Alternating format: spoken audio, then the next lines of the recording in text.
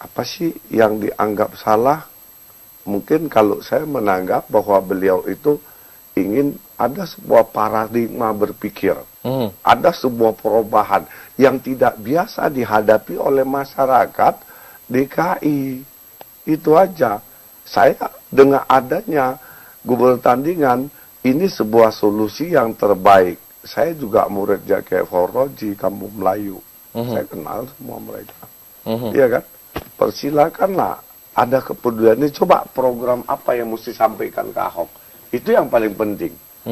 Nah, kalau misalnya demonstrasi Ahok harus turun segala macam, bukan Ahok pribadi, ini kalau udah konstitusi. Ya. Kita bicara hukum, negara kita negara hukum. Saya sependapat, kita mayoritas Islam. Kita bukan negara Islam. Kita mau Islam, mungkin hak-hak kita ini loh, tolong dihargai gitu loh. Iya kan? Mungkin itu yang jadi tuntutan. Nah sekarang, di mana celah Ahok salah, ya coba kita bicara secara kekeluargaan mufakat. Kalau menurut saya seperti itu. Ya, baik. Nanti kita lanjutkan lagi. Pemirsa, Anda bisa interaktif bersama kami di line telepon 02151 55111. Tetap di Ada Apa Berita. Kasih Anda masih bersama kami di Ada Apa Berita. Silahkan line telepon 02151551111 masih terbuka untuk Anda yang ingin berkomentar soal Ahok versus Gubernur Tandingan. Baik, masih ke Bang Anton. Nah ini para pendemo terus melakukan demonstrasi tanpa henti, Bang. Dan tampaknya juga banyak sekali celah yang bisa menjadi alasan para pendemo untuk melakukan terus demonstrasi. Nah ini bagaimana menurut Anda? Itu sah-sah saja, yang apapun yang kita tuntut, jangan kita masalah agama dan etis kita bawa. Itu yang paling penting. Karena apa? Kita mengacu kepada sebuah proses demokrasi. Demokrasi itu tidak mungkin akan berjalan kalau masih terjadi diskriminasi. Al-Quran kan jelas, surah Al-Hujurat ayat 13. Dia tidak ya ayyuhalladzina amanu. Yang ada ya ayyuhannas. Hai manusia. Aku ciptakan kalian seorang laki-laki dan perempuan. Aku kembang biakan untuk apa? Saling kenal mengenal, saling tolong menolong. Di ta'arofu. Kan jelas. Nah sekarang kita pegangannya apa sebagai umat Islam? Itu pegangan saya Quran. Kan luar biasa Quran. Nah, sepanjang demo itu positif, kita mesti dukung. Ini proses percerdasan bangsa kan. Tapi kalau sudah sampai merusak ini itu segala, sampai caci maki, hujat menghujat, ini bukan cerminan Islam. Ya, Pak Alfian, ini tadi dibilang masih ada suku, ras, dan agama menjadi isu yang dibahas dan juga menjadi yang dituntut oleh para pendemo. Nah ini apakah benar seperti itu? Iya, saya pikir pertama buat Pak Haji Anton Medan ya, bahwa kita tadi Bapak mengenalkan diri sebagai pimpinan pesantren. Ketika ada satu hal yang didasari dengan ayat Quran, maka pemilihan pemimpin pun akan punya rentetan dan rangkaian ayat-ayat yang mempertegas sikap seorang muslim dalam memilih pemimpin. Tapi saya akan memulai dari proses akhirnya Bapak Ahok ini dilantik.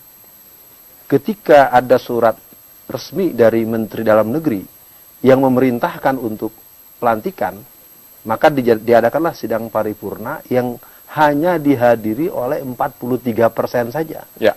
Ini sebagai sebuah catatan awal bahwa dari segi proses mengarah kepada sampai akhirnya dia dilantik merupakan sebuah cacat proses awal, itu satu. Yang kedua, mungkin nanti kita akan lebih mendalami dengan persoalan ini ketika ada pasal yang sedang dibahas di Mahkamah Konstitusi yang berhubungan dengan klausul pasal 29 yang mengatakan bahwa pengangkatan gubernur Jakarta itu menggunakan Undang-Undang nomor 29 yang mana diperkuat oleh Perpu pasal 174 yang mengatakan bahwa apabila masa jabatan gubernur itu masih lebih dari 18 bulan, maka dia harus diadakan pemilihan gubernur secara pemilihan lagi. Ya, artinya yang dipermasalahan ini masalah undang-undang atau masalah kebijakan yang sebetulnya menjadi masalah utama nih. Rangkaian. Katakanlah pada satu sisi sikap-sikap yang ditempuh oleh Pak Ahok ini kan, kalau kita runut dari awal-awal dengan ungkapan-ungkapan dia yang begitu mengarah kepada bentuk-bentuk katakanlah yang sangat melukai hati kalau dalam konteks ghirah. Kalau dalam orang yang mengaku muslim, Profesor Dr. Hamka ada menyebut salah satu mental muslim itu punya ghirah. Ghirah itu cemburu karena iman. Kecemburuan iman itu merupakan satu hal yang sebetulnya bisa kita lihat di mana saja. Sebutlah misalnya apakah di Bali orang-orang memaklumkan adanya pemimpin yang non-Hindu. Sebutlah misalnya di beberapa daerah. Jadi secara sosiologi kehidupan masyarakat dalam keberadaan seorang pemimpin dalam sebuah komunitas yang jelas-jelas mayoritas punya pemahaman dan keyakinan agama tertentu, itu sebuah hal yang lazim saja. Ya, kebijakan apa yang menurut Anda sangat menentang dengan warga DKI Jakarta yang tadi Anda bilang 80% Muslim ya? Iya. Ya, yang paling sulit dibantah adalah dikeluarkannya peraturan atau SK nomor 67 tahun 2014 yang melarang perihal penyembelihan hewan kurban di sekolah dan di masjid-masjid. Itu merupakan sebuah menurut saya sebuah sikap yang sangat melukai karena ternyata itu dituangkan dalam bentuk SK resmi yang ditandatangani langsung oleh beliau yang di sana tertulis PLT Gubernur Basuki Cahayapurnama, tanda tangan beliau. Nah, tetapi di berbagai kesempatan dibantah terus. Nah, padahal yang namanya penyelenggaraan kurban itu kan merupakan sebuah ajaran Islam yang sudah berjalan ratusan tahun atau sekian lama Islam itu ada di negeri kita, tidak pernah ada persoalan dan kemudian dia lakukan hal seperti itu dan ini merupakan satu hal yang sangat melukai secara. Bang Anton, bagaimana pendapat Anda? Ini ada kebijakan-kebijakan yang menurut umat Islam itu bertentangan dengan Al-Quran. Ya. Pertama saya tanggapi begini, masalah Ahok katanya di DPRD masa segala macam lah, atau ini ada pelanggaran. Bukan Ahoknya menurut saya harus salahkan, Depdagri atau DPRD-nya. Bukan pribadi Ahok, itu pertama. Yang kedua, saya nggak mau bicara undang-undang perda, karena bukan kapasitas saya sebagai ustadz, sebagai pengasuh pondok. Saya nggak mau keluar dari wilayah. Nah, kalau masalah pelarangan tentang penyembelih kurban, Indonesia itu luar biasa. Saya katakan ada hukum tata negara, hukum pidana, hukum agama, hukum adat, dan ada tradisi. Mungkin tradisi Betawi, tapi pertanyakan saya, apakah di trotoar itu dibolehkan? Yang saya tahu aktivitas apapun trotoar adalah milik masyarakat. Itu ada perdanya yang saya pernah baca di koran. Coba aja. Jadi saya katakan memang kalau kita mencari masalah kesalahan orang, baca Qurannya pun salah, tajwidnya nggak beres. Nah itu. Jadi kita coba, kalau saya objektif ya, saya sama seakidah, tapi saya sebagai umat Islam saya harus tampilkan bahwa Islam agama rahmatan lil alamin, cinta damai. Iya kan? Gimana? Ya, saya pikir ini saya akan kembali ke Pak Anton Medan. Ketika Bapak menyebut sebagai pimpinan pesantren, sebagai ustadz, maka satu pilihan yang tidak bisa Bapak lepas adalah ketika Allah mempertegas wa ma lam yahkum bima anzalallah faulaika humul kafirun. Artinya ketika posisi Bapak secara predikat, secara peran sebagai ustadz, maka yang harus Bapak dahulukan adalah Quran.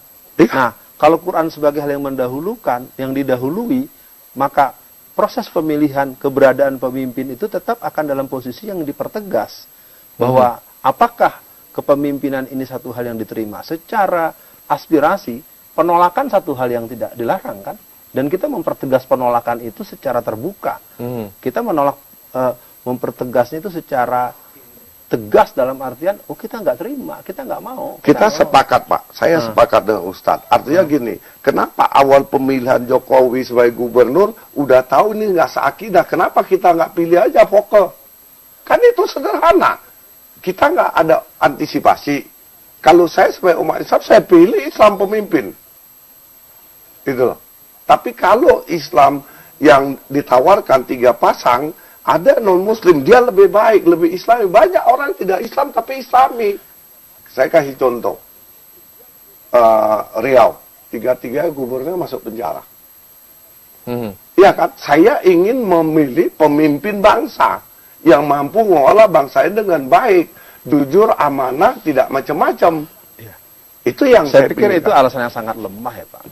Kalau kasus-kasus kriminal perorangan yang membuat mereka masuk penjara, ya itu kan kita lihat saja. Itu persepsi saya. Artinya di daerah-daerah yang mayoritas Kristen akan kelihatan semua pejabat Kristen yang kena.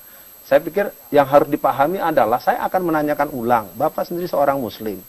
Mana kita mendengar ada keberbolehan orang di Bali, keberbolehan orang di Flores, di Manokwari, di mana-mana tempat yang mayoritas non-Muslim, kita memaklumi. Kita tidak melihat itu sebagai hal yang diskriminasi. Kenapa giliran kaum Muslimin yang mayoritas di Jakarta mempertegas menolak pemimpin yang non-Muslim, lalu kita dipaksa-paksa untuk menerima? Ya, kalau alasannya 83%, 88% Islam, kenapa orang Islam pilih Jokowi dengan Ahok? Sederhana aja, nggak usah pilih. Kalau saya gitu. Ya saya pikir persoalannya bukan di situ. Persoalan pangkalnya dari situ, Pak. Pangkalnya betul, tetapi komitmennya masyarakat itu kan sempat ada pembicaraan seperti Bang Ridwan Saidi dan semua ulama-ulama di Jakarta itu kan ketika proses pencalonan itu kita menanyakan kepada Bapak Jokowi dan Pak Jokowi bersumpah dia untuk memimpin Jakarta selama 5 tahun. Nah, ketika akhirnya baru 1 tahun 2 tahun kurang dia melepaskan jabatan, itu satu hal yang sangat tidak diduga dan tentu secara ikatan kebatinan, ikatan spiritual kita merasa ini sebagai sebuah kecelakaan. Tahan dulu, sebuah kecelakaan ya, ini menarik juga ya pernyataan. Sebelum kita break, nanti kita lanjutkan lagi bagaimana komentar Anda. Silakan 02151551111. Namun kita kembali setelah yang berikut ini. Kami di Ada Apa Berita dan kita masih membahas soal Ahok versus Gubernur Tandingan. Baik, sudah ada Refli Harun, pakar hukum tata negara di studio malam hari ini. Baik, langsung saja ke Pak Refli. Ini menanggapi adanya Gubernur Tandingan ini ya, bagaimana pendapat Anda? Iya, susah-susah mudah ya menjawabnya begini. Tentu kan kalau kita bicara perspektif hukum tata negara yang saya pahami, ya saya ditanya wartawan, ya gubernur tandingannya mungkin main-main saja lah. Ya. Karena kan tidak mungkin kemudian swasta itu menggantikan fungsi negara. Karena kalau kita bicara mengenai institusi kegubernuran, kan itu kan institusi yang kemudian dipilih oleh masyarakat melalui sistem yang tertentu, diatur undang-undang, ya. Lalu karena kekuasaan itu dia menguasai APBN yang luar biasa. Ya tidak mungkinlah gubernur tandingan bisa mengalahkan gubernur yang sesungguhnya yang bisa mengontrol 80 triliun dana APBD DKI, ya. Itu satu sisi ya. Jadi secara formal kalau ditanyakan konstitusionalitasnya, legalitasnya, pasti tidak legal dan tidak konstitusional. Tapi yang kedua, ya mungkin kita harus pahami sebagai sebuah aspirasi, ya. Aspirasi keberagaman ini memang orang tidak boleh dipaksa untuk kemudian setuju ya dengan Ahok, tapi juga tidak boleh kemudian memaksa orang tidak setuju dengan Ahok. Jadi kita harus ada koridor konstitusionalnya, ya. Jadi keberagaman itu adalah ya seperti ini, karena memang komitmen kita negara Pancasila, ya, bukan negara agama. Saya pun sebenarnya menulis juga, misalnya salah satunya mengikhlaskan Ahok, ya. Karena kalau pribadi saya, ya, sepanjang dia lurus, ya, sepanjang dia amanah, ya, maka kemudian kita bisa menagih, ya, janji-janjinya. Tapi kalau dia tidak lurus dan tidak amanah, maka saya kira bukan soal dia apakah dia Islam atau Kristen atau apakah minoritas. Yang jelas siapapun yang tidak amanah ya wajib dijatuhkan.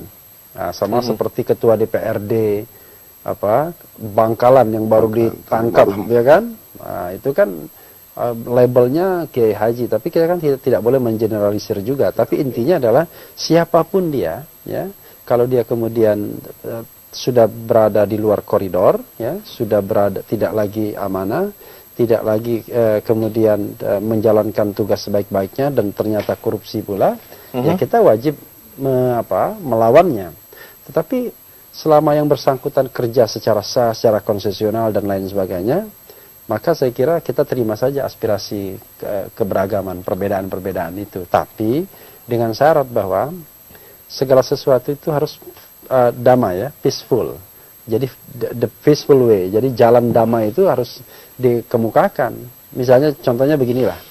Ini kan ada aspirasi gubernur tandingan. Lalu kemudian ini ada gubernur yang dipilih.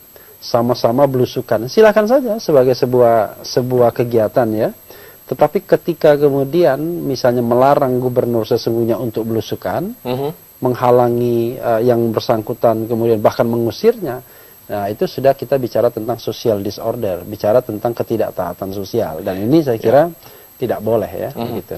Ya ini kan demonstrasi masih terus dilakukan nih Pak Refli. Nah ini kira-kira bagaimana nih endingnya menurut gambaran Anda? Pertama ya, kalau kita bicara demonstrasi kan dalam kaitan dengan hak untuk menyatakan pendapat, baik secara lisan maupun tulisan, dan itu dijamin oleh konstitusi kita kan. Bahkan sebelum adanya aturan mengenai hak asasi manusia, itu sudah diatur sejak tahun 45. Itu sah-sah saja. Tetapi sekali lagi koridornya adalah tidak boleh kemudian melanggar hak orang lain, ya. Jangan sampai karena demonstrasi tersebut kemudian menghalang-halangi pelaksanaan jalannya pemerintahan, misalnya begitu. Tapi kalau misalnya tujuannya adalah untuk menjatuhkan Ahok, kalau saya sarankan ya harus jelas kesalahannya apa, ya, sampaikan kepada koridornya. Dalam hal ini kan kita tahu bahwa baik Undang-Undang 32 maupun Undang-Undang penggantinya, ya, Undang-Undang 29, saya kira bukan 29 dalam hal ini ya. Karena 29 tidak mengatur mengenai ini secara detail, tapi undang-undang tentang Perpu ya, yang mengatur jatuhnya dan lain sebagainya. Maka kemudian itu ada step by stepnya, termasuk undang-undang 23 ya. Jadi undang-undang 23, undang-undang Perpu, step by step untuk kemudian aspirasi itu disalurkan, tetapi tidak dengan cara anarkis ya, dengan cara yang baik begitu. Sebelum ke Bang Anton, saya ke Bang Alfian sedikit.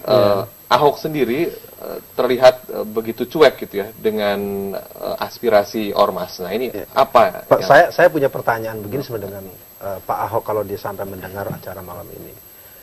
Saya ingin mengatakan dia ini sebenarnya orang yang menyadari atau tidak bahwa dengan ungkapan dia itu akhirnya masuk pada posisi buat kita yang bergerak secara kesadaran keagamaan, dan saya dengan tegas mengatakan pada Pak Refli maupun Pak Anton Medan bahwa kehidupan seorang muslim itu sebetulnya sudah diikrarkan ketika dia menyebut innas sholati wa nusuki wa mahyaya wa mamati lillahi rabbil alamin.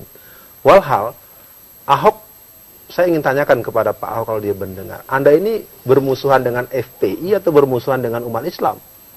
Karena ucapan-ucapannya terlalu sering mengarah kepada kalimat-kalimat yang gua ini lebih Islam dari orang Islam. Apaan ngomong begitu? Mendingan ngaku aja Anda bukan Muslim, nggak usah ngaku-ngaku sebagai orang yang lebih Islami. Dan kalimat-kalimat itu sering mengarah kepada gampang, orang Islam gampang, gua kasih duit juga dia mau semua. Nanti jangan-jangan ada orang yang dikasih duit kali makanya pada kelihatan yang ngebelain Ahok. Ini kan juga kita jadi balik bertanya, kalau saya kalimat dia ngomong begitu sembarangan di mana-mana. Nah, tentu yang saya ingin katakan, tentu perbincangan kita tetap pada kerangka bahwa kita ingin mengedukasi masyarakat. Saya sepakat dengan Pak Refli bahwa kerangka kerja secara konstitusional kita akan tetap sebagai sebuah kerja yang sedemikian rupa. Tapi bagaimana ketika KIH juga membuat DPR tandingan? Itu kan juga tidak ada landasan konstitusi yang membuat dia boleh berbuat seperti itu. Maksud saya kan pada tingkat tertentu ketika kesalahan juga melakukan sebuah hal yang menyalahi sebuah peraturan-peraturan konstitusi, tapi tidak diserang dia secara ketegasan-ketegasan dengan konsideran langkah-langkah dan pelanggaran undang-undang yang ada. Ya, saya ingin tanggapi Pak Tanjung. Tadi ada yang katakan, Pak Islam tuh gampang lah dengan duit lah segala macam. Itu statement dia, Pak. Di mana-mana tempat dia. Kenapa mesti pakai demonstrasi? Kenapa nggak dilaporkan saja? Itu kan pencemaran. Iya kan? Kalau saya tidak sebodoh itu, saya pasti saya lapori. Mau ngapain kita gubrukan begitu, berbuat apapun nggak bisa. Nah, saya katakan, kalau Ahok sampai lakukan itu, Anton Medan lebih dulu maju, Pak. Asal betul dia menghina umat Islam. Ya, Bapak bisa lihat di YouTube aja, banyak sekali omongan dia seperti itu. Gitu. Baik, masih ada segmen selanjutnya. Anda jangan kemana-mana pemirsa, tetap bersama kami di Ada Apa Berita.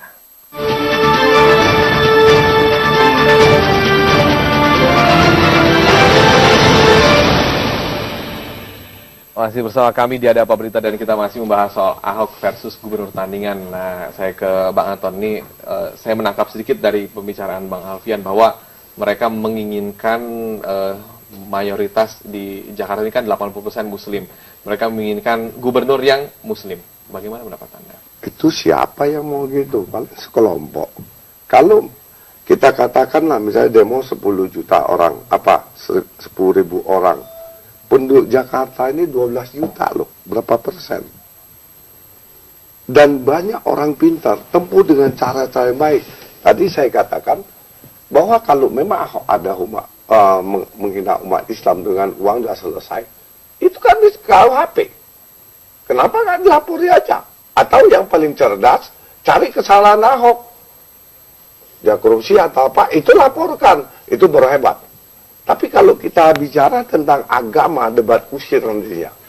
Karena pemahaman saya gini, Islam itu bukan sistem lebih dulu.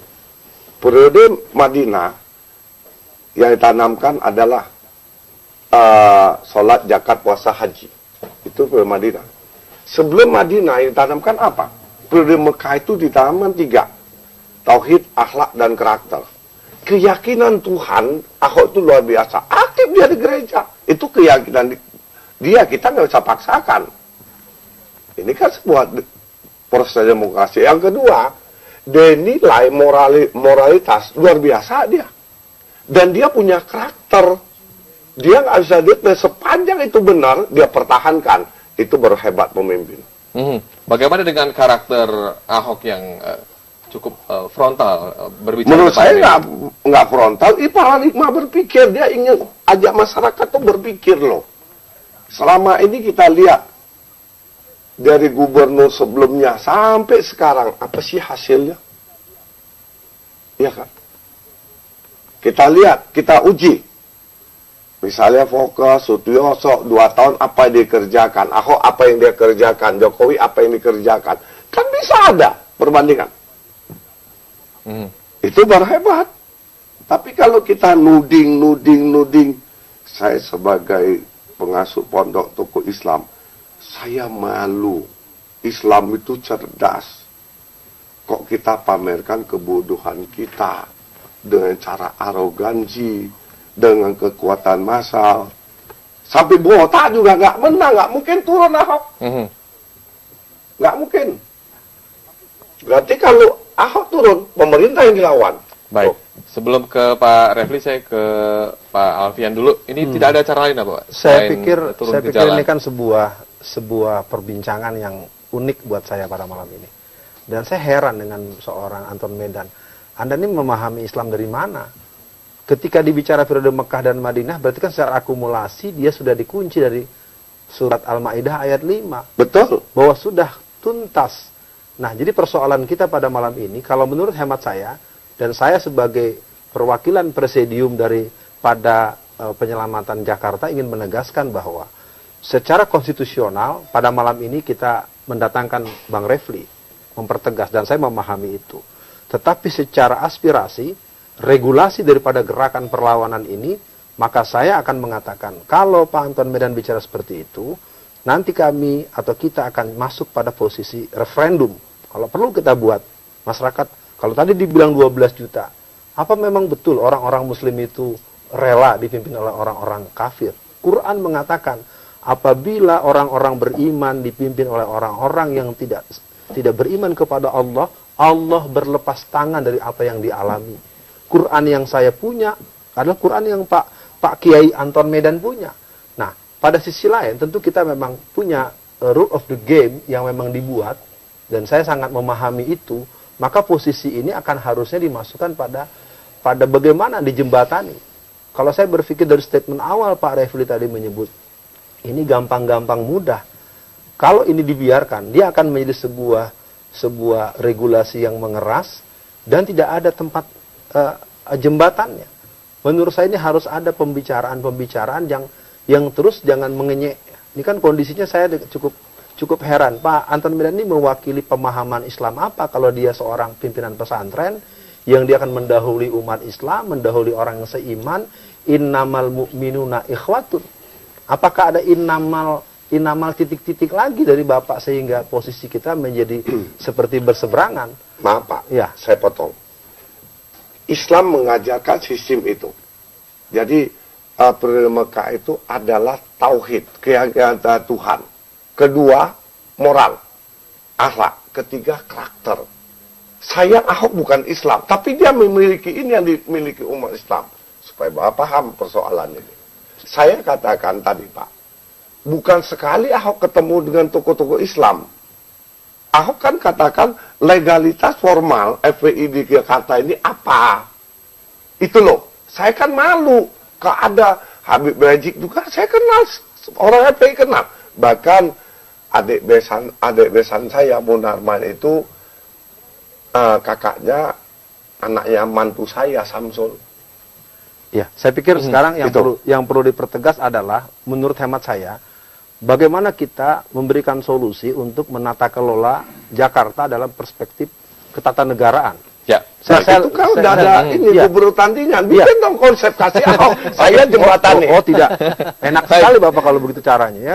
Posisi kita adalah bahwa tandingan ini akan bergerak dan kita akan lihat dan kita akan bicara. Ya. Ya. Bisa dikatakan mengumpulkan massa terus ya ini ya. Saya pikir tidak hanya itu. Pendukung Kita akan dari melakukan tandingan proses ini. soliditas, kita akan terus sosialisasikan, dan pada perbincangan-perbincangan ke depan sebetulnya ini harusnya segera dijemput. Ya baik, silakan. Pak Refli menanggapi. Iya, intinya adalah yang penting adalah damai ya, peaceful ya. Jadi kalau orang mau berbicara silahkan, mau berkumpul silahkan, tetapi yang tidak boleh melanggar hukum. Itu patokannya ya. Jadi misalnya kadang-kadang memang ada inisiatif masyarakat yang tidak puas dengan negara, itu biasa. Civil society membuat misalnya katakanlah dalam tanda kutip kabinet tandingan, DPR tandingan dan lain sebagainya. Itu pernah juga kaukus muda di parlemen membuat kabinet tandingan tapi biasanya itu dijadikan sebagai sparring partner untuk memberikan different perspektif yang berbeda. Positif kan? Ya. Nah, jadi kalau misalnya katakanlah yang formal itu A, yang tandingan mengatakan belum tentu loh A baik ya. Yang baik itu B. Nah, mari kita uji konsepnya. Nah, siapa tahu nanti kemudian yang formal mengikuti yang B. Tetapi kalau tandingan itu untuk misalnya menjatuhkan, saya khawatir nanti ini arahnya kepada sebuah tindakan yang anarkis. Kalaupun misalnya dibilang tentang referendum misalnya, masalahnya tidak ada jalannya itu. Ya, jalan legalnya tidak ada kecuali kalau kita kemudian mengubah undang-undang, lalu kemudian undang-undang itu kemudian kita ubah sedemikian rupa, ada jalan seperti itu. Tapi sebenarnya kalau kita misalnya tetap tidak setuju dan tidak boleh dipaksakan, soal saya malam ini kita tidak sedang memaksa orang untuk setuju atau tidak setuju Ahok, ya. Saya pribadi melalui jalan konstitusional saya kira sah Ahok menjadi gubernur dan saya ingin melihat apakah dia amanah, lurus atau tidak. Tetapi yang tidak sepakat pun tidak apa-apa. Tapi yang paling penting adalah jalan konstitusional, jalan legal ini yang tetap harus kita junjung tinggi. Dan terakhir adalah bagaimana manfaat sebesar-besarnya bagi warga Jakarta. Dan warga Jakarta itu semuanya. Ada yang Muslim mayoritas, ada yang Buddha, ada yang Hindu, Kristen, dan lain sebagainya. Dan pemimpin manapun yang memimpin suatu daerah atau Jakarta atau siapapun, tidak boleh berlaku diskriminatif seperti itu.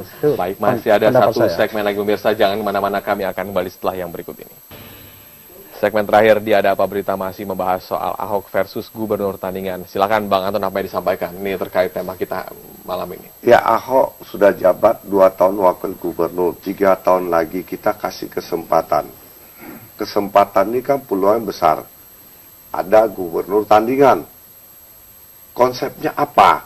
Nah, ini sharing, iya kan? Siapa tahu kita nggak bisa berontak. Oke lah kalau mereka tolak Ahok tidak Islam. Siapa tahu dengan akhlak, dengan cara yang baik, beliau bisa dapat hidayah. Umar bin Khattab itu bajingan betul. Tapi ketika dia Islam, dia kekuatan. Saya berdoa. Pak Anton dulu nakal juga dulu. Saya 18 tahun 7 bulan di 14 penjara. Tapi ini hari bisa begini. Kita serahkan. Makanya di sini saya katakan, ayo saudara-saudaraku yang seakidah, kita bicara ideologi tanpa ada keyakinan, bullshit, nggak ada artinya. Kita harus yakin. Kita usaha udah maksimal kembali kepada Allah. Udah. Jadi harapan saya, silakan kalau memang mau ditempuh oleh saudara-saudara saya ormas Islam, silakan, tapi yang elegan. Kenapa? Tidak cari kesalahan Ahok yang bertentangan melanggar hukum KUHP atau korupsi. Kalau lihat konstitusi udah selesai. Jadi kalau saya hanya bisa berdoa dan istighfar, mudah-mudahan yang akan datang kita umat Islam mau memilih gubernur wakil introspeksi dulu, mikir dulu, jangan nyesal di belakangan. Baik, Pak Alfian, singkat saja silakan. Saya pikir ini memang sebuah kecelakaan. Efek karambol yang terjadi memang satu hal yang sempat diingatkan dari jauh-jauh hari.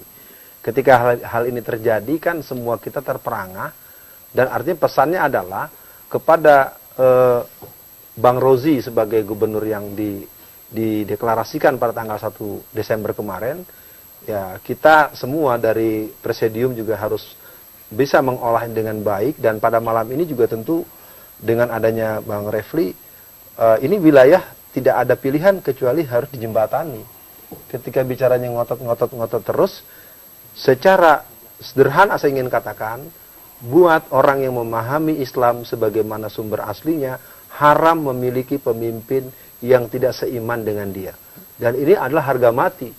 Kalau bahasa kita di lapangan, gue nggak mau tahu, yang penting Ahok turun. Bapak jelaskan dong, pemimpin bangsa apa pemimpin umat? Kan pemimpin itu Bapak umat jawab. dan bangsa dalam sejarah kita tidak ada bedanya, Pak. Pak Nasir, dia seorang ulama, seorang ilmuwan, cendekiawan, dan sederet ulama-ulama kita, dia adalah dia integrated.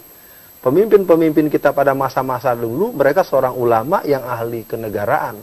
Yang jadi persoalan, saya akhiri dengan statement pada closing ini, bahwa kita memang mengalami kecelakaan dalam pemilihannya. Efek karambolnya adalah ketika Pak Jokowi ternyata tidak bisa berlanjut selama sampai 5 tahun, akhirnya inilah yang kita alami. Tapi dan saya gembira, untuk ngakui teman-teman kecelakaan dan salah. Untuk teman-teman, jangan kedua kali lagi. Orang untuk kalau jatuh untuk seluruh kawan-kawan gerakan lucu. masyarakat Jakarta, mari kita konsolidasikan kekuatan kita, dan mari kita buktikan bahwa kita akan masuk pada revolusi akhlak, bukan revolusi mental yang berbasis PKI itu. Terima kasih. Berbasis PKI ini Pak Anton, masih ada sedikit, mungkin ada yang ditambahkan sedikit Pak Anton? Sebelum ke Pak Refli, ini kayaknya udah gelisah-gelisah dari tadi. Lihat, Rasulullah Mekah Madinah perjalanan fisik. Kita tidak perlu lagi perubahan fisik lagi. Sekarang yang paling penting mental kita deh. Mental kita membangun revolusi akhlak, revolusi mental. Revolusi mental itu konsep PKI tahun 50-an, Pak. Saya ini menguasai persoalan PKI. Ya, saya nggak tahu, tapi saya bicara konsep Islam.